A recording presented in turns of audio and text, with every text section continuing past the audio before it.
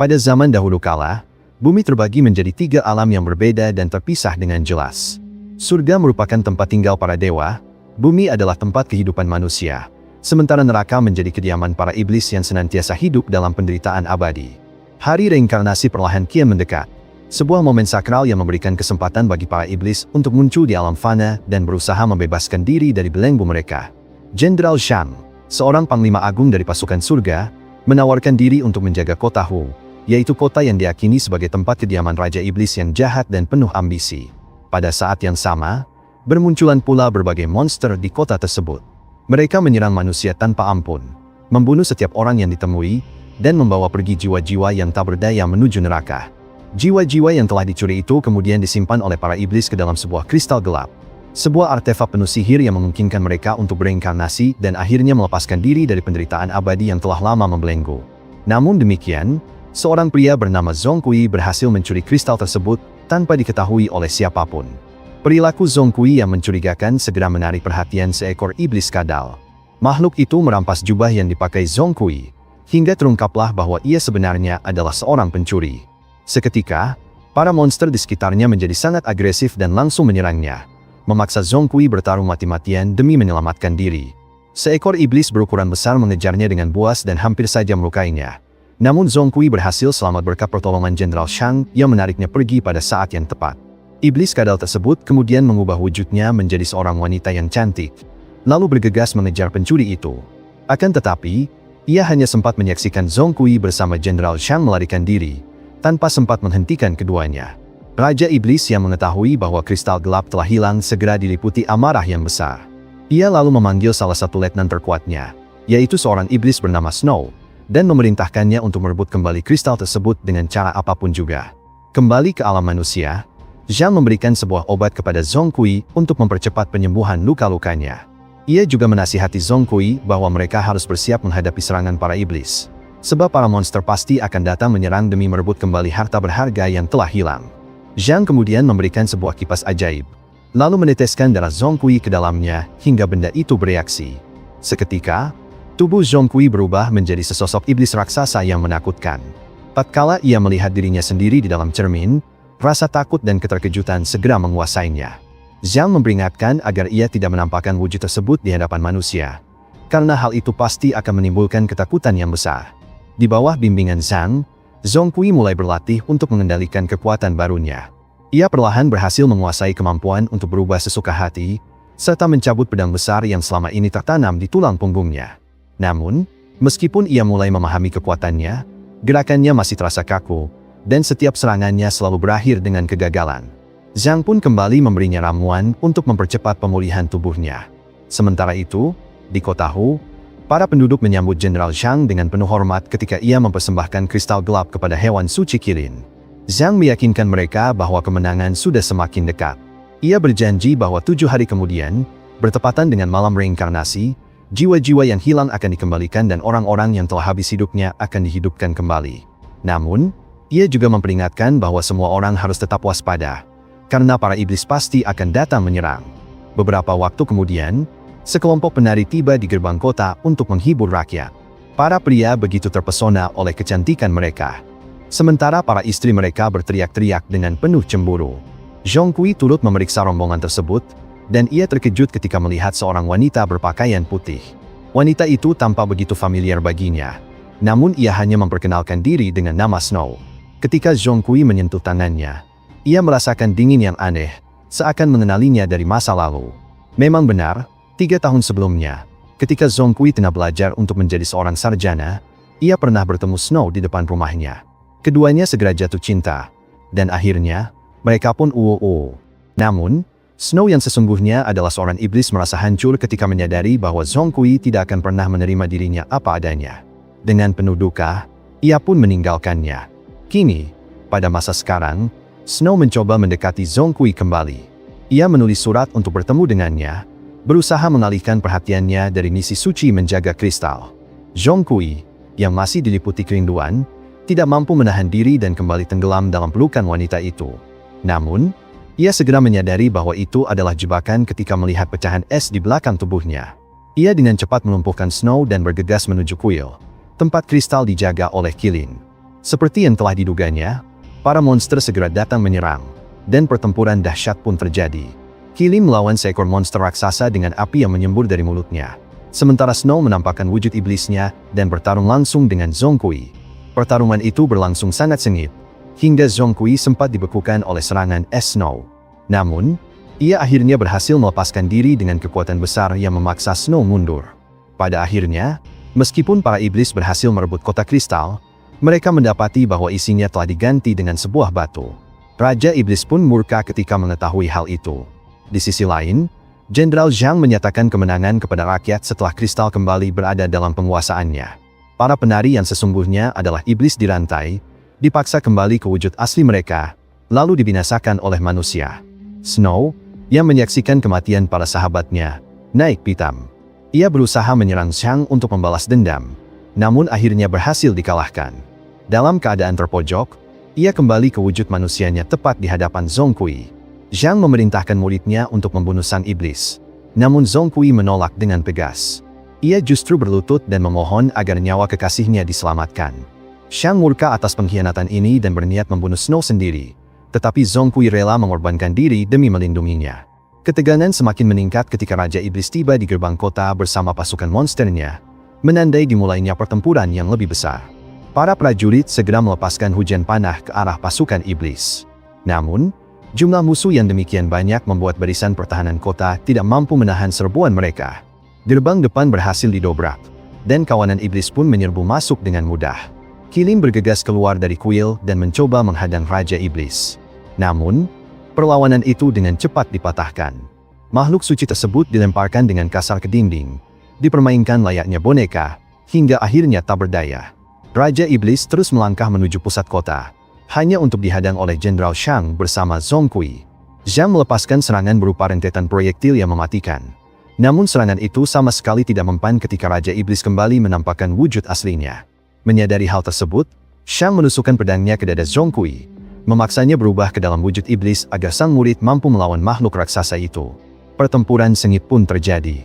Raja Iblis mengejar Zhongkui hingga ke atap-atap rumah, sementara Zhongkui berusaha sekuat tenaga menghindari setiap serangan yang diarahkan kepadanya. Pada satu kesempatan, sang iblis melompat dan menjegalnya hingga tubuhnya terhempas melalui bangunan-bangunan. Namun, Zhongkui berhasil menggigit salah satu kepala sang iblis dan membebaskan diri dari cengkeramannya. Ia kemudian berlari menuju danau, terjun ke dalam air untuk mengalihkan pertempuran ke medan yang berbeda. Raja Iblis mengikutinya ke dalam air, memberikan kesempatan bagi Zhongkui untuk menyerang dari belakang dan menghantam tubuh raksasa itu ke dinding batu. Dipenuhi amarah, Raja Iblis menghantam tanah dengan kekuatan luar biasa, menimbulkan gelombang kejut yang menelan Zhongkui. Saat ia mencoba melarikan diri, sang iblis tidak langsung membunuhnya, melainkan berusaha menyeretnya ke permukaan. Namun, Zhongkui bangkit kembali, menyerang dengan segenap kekuatan, dan berhasil menebas lengan Raja Iblis sebelum menyeretnya ke darat lalu melemparkannya hingga menabrak bangunan kota. Meskipun demikian, ketika ia berkesempatan untuk menghabisinya, Zhongkui justru melepaskan sang iblis dan membiarkannya pergi. Keputusan itu ia ambil sebagai balasan karena ia sendiri pernah diselamatkan sebelumnya. Keputusan yang mengejutkan itu menimbulkan kemarahan besar pada Jenderal Zhang. Ia menuduh Zhongkui sebagai seorang pengkhianat dan menuntutnya dengan penuh amarah agar segera membunuh Snow, sang iblis wanita yang dianggap musuh besar mereka. Zhongkui pun berjalan menuju penjara tempat Snow ditahan. Di sana ia mendapati kekasihnya dalam keadaan mengenaskan, disiksa oleh segel iblis yang perlahan-lahan membakar tubuhnya dengan api gaib yang menyakitkan. Setelah terdiam cukup lama dalam kebimbangan, ia akhirnya memutuskan untuk membebaskannya, menghancurkan belenggu besi yang membungkus tubuh Snow, lalu bersumpah dengan sepenuh hati bahwa ia akan melindunginya mulai saat itu hingga akhir hayatnya. Mereka berdua kemudian melarikan diri dan bersembunyi di sebuah rumah yang terpencil. Namun, perlahan-lahan Zhongkui mulai kehilangan kendali atas dirinya sendiri. Tubuhnya bergetar hebat, transformasi iblisnya terjadi tanpa kendali, dan tanpa sadar ia menyerang Snow dengan buas. Beruntung, pada saat yang genting itu, iblis kadal datang atas perintah Raja Iblis. Dengan cepat ia menghentikan amukan Zhongkui, memberinya ramuan mujarab yang serupa dengan yang dahulu pernah diberikan Zhang untuk menenangkan dirinya. Pada saat itulah terungkap sebuah kebenaran kelam yang selama ini tersembunyi. Zhongkui sesungguhnya telah lama habis hidupnya. Diceritakan bahwa pada masa ujiannya untuk menjadi seorang sarjana, ia dijebak dengan keji karena kepala sekolah menerima suap dari keluarga pesaing. Zhongkui difitnah sebagai seorang penipu, digagalkan dalam ujian yang seharusnya menentukan masa depannya, lalu dijatuhi hukuman habis hidupnya secara tidak adil. Jiwanya yang penuh dendam terlepas dari tubuhnya, dan kemudian dibangkitkan kembali oleh Zhang hanya untuk dijadikan alat semata. Dengan obat tersebut, Zhongkui mendapatkan kembali sebagian kendali atas dirinya. Ia pun bertekad bulat untuk pergi ke neraka demi mencari kebenaran langsung dari Raja Iblis sendiri. Sesampainya di alam kegelapan itu, mereka segera dikepung oleh kawanan monster yang ganas, hingga akhirnya Raja Iblis muncul di hadapan mereka. Sang penguasa kegelapan itu menyingkap kenyataan pahit, bahwa Zhongkui hanyalah roh pendendam yang dibangkitkan oleh Zhang untuk mencuri kristal gelap dari dunia iblis. Zhongkui yang marah tidak terima dengan kenyataan itu dan segera menyerangnya. Namun dengan mudah ia dipukul mundur oleh kekuatan besar sang iblis. Ledakan energi yang amat dahsyat dari Raja Iblis menyingkap wujud aslinya dalam bentuk manusia. Ia lalu menjelaskan dengan tegas bahwa Zhanglah yang sebenarnya telah mengubah Zhongkui menjadi iblis. Sebab hanya iblis yang memiliki kemampuan untuk melintasi batas dunia tersebut. Lebih jauh lagi, Raja Iblis mengungkapkan bahwa Zhanglah yang sesungguhnya telah mengatur semua peristiwa. Ia memerintahkan para iblis untuk menyerang kota demi menimbulkan rasa takut, kemudian menempatkan dirinya sendiri sebagai penyelamat sehingga rakyat menyembahnya dengan penuh keyakinan. Tujuan akhir Zhang adalah menggunakan kristal gelap untuk menyerap seluruh jiwa manusia maupun iblis pada malam reinkarnasi, sehingga ia dapat memperoleh kekuatan yang melampaui dewa manapun. Raja Iblis meyakini bahwa hanya Zhongkui yang mampu menghentikan rencana jahat tersebut. Karena itulah, ia mentransfer seluruh kekuatannya kepada Zhongkui, memberinya kesempatan untuk menyelamatkan kedua alam. Keesokan harinya, Zhongkui kembali ke kota dengan maksud untuk memperingatkan para penduduk. Namun, tak seorang pun mempercayainya. Bagi mereka, Zhang adalah sang penyelamat, sementara Zhongkui yang membela Snow dianggap sebagai pengkhianat yang berbahaya. Ketika Zhang datang, rakyat segera menyambutnya dengan penuh hormat dan pujian.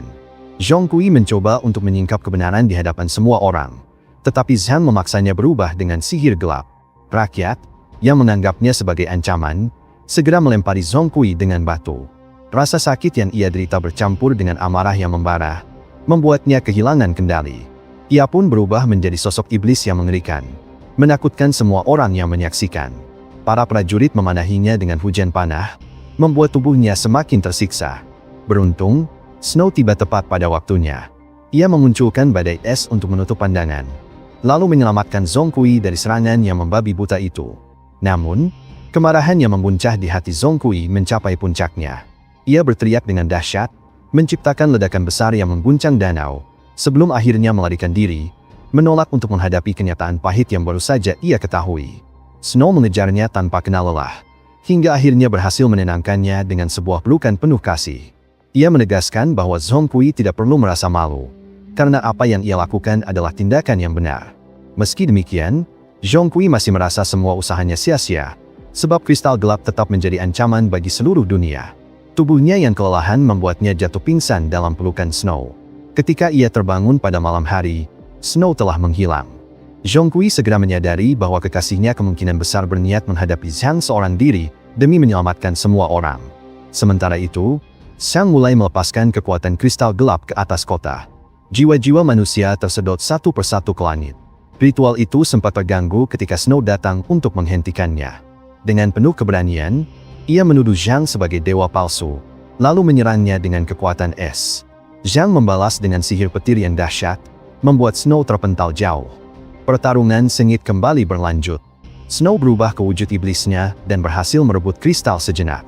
Namun, Zhang terbang ke langit, menjebaknya dengan segel sihir, lalu mengirimkan kilatan petir yang melumpuhkannya di udara. Pada saat itulah, Zhongkui menerobos masuk ke medan pertempuran. Dari kejauhan, ia melihat Snow yang terikat kuat dalam segel sihir Zhang. Amarahnya memuncak, membuatnya meledak dalam kekuatan penuh, dan ia berubah sepenuhnya. Dengan kekuatan luar biasa yang seakan tidak terbendung, ia menerjang Zhang, menghantamnya keras ke tanah seperti seorang raksasa yang sedang mengamuk. Pertarungan besar pun pecah, mempertemukan murid melawan guru, kebenaran melawan pengkhianatan. Akhirnya, Zhongkui mencabut pedang besar yang selama ini tertanam di punggungnya, lalu menyerang Zhang dengan kekuatan yang sangat dahsyat. Perisai Zhang hancur berkeping-keping, hingga ia menerima serangan pamungkas berupa tebasan ganda dari pedang Zhongkui. Tubuh Zhang terbelah, lalu meledak, dan akhirnya, dia pun habis. Akibat kematian Zhang, segel yang mengikat Snow pun terlepas, membuat tubuhnya jatuh dari langit. Zhong Kui yang meski terluka parah akibat pertempuran sebelumnya, segera bergegas untuk menangkapnya. Dalam pelukannya yang terakhir, Snow dengan suara lembut menyatakan bahwa ia akan selalu mencintainya, sebelum akhirnya menghembuskan napas terakhir. Kepergian itu membuat Zhong Kui menjerit penuh duka, menyaksikan dengan mata kepala sendiri bagaimana kekasihnya menghilang selamanya. Seiring dengan itu, jiwa-jiwa yang sebelumnya tersedot perlahan kembali ke tubuh masing-masing, dan orang-orang akhirnya menyadari siapa penyelamat mereka yang sesungguhnya. Namun, Zhong Kui tetap diam tanpa menanggapi pujian atau rasa syukur dari siapapun. Ia hanya mengembalikan kristal gelap ke tempat asalnya, sehingga keseimbangan antara alam kembali terjaga. Tak lama kemudian, Raja segala dewa menawarkannya tempat mulia di surga. Namun, Zhong Kui menolak dengan sikap dingin, menyadari dengan pahit bahwa para dewa sejatinya tidak lebih dari sosok yang penuh dengan kemunafikan. Film Snow Girl and the Dark Crystal berakhir ketika Zhong Kui melompat turun ke neraka, lalu menampakkan wujud aslinya sebagai iblis, dan akhirnya, dia pun menerima jati dirinya yang sesungguhnya. Pastikan untuk klik subscribe dan nyalakan loncengnya agar kamu gak ketinggalan alur cerita film terbaru.